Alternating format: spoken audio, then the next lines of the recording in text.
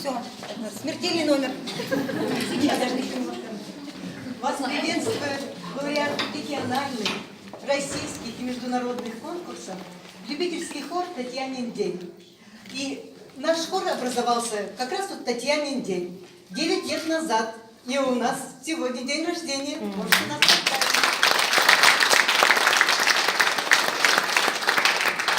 И вот уже столько лет, невзирая на любые... Невзирая на любую погоду, на какую-то физическую усталость, на какие-то там проблемы, мы ходим на наши встречи, на наши репетиции, и мы получаем от этого только позитив. Хоть нот не знаем, не беда, зато поет и сердце, и душа. Татьянин день родился дружный хор, с тех пор не покидает нас студенческий задор.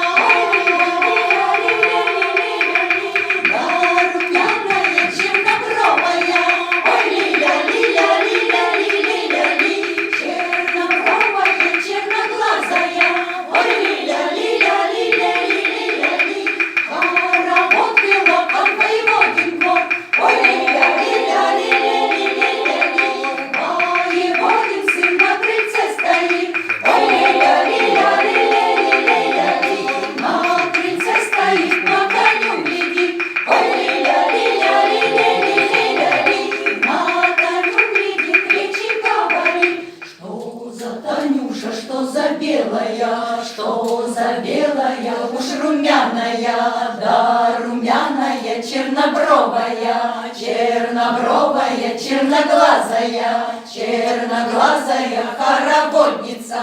Таню я люблю.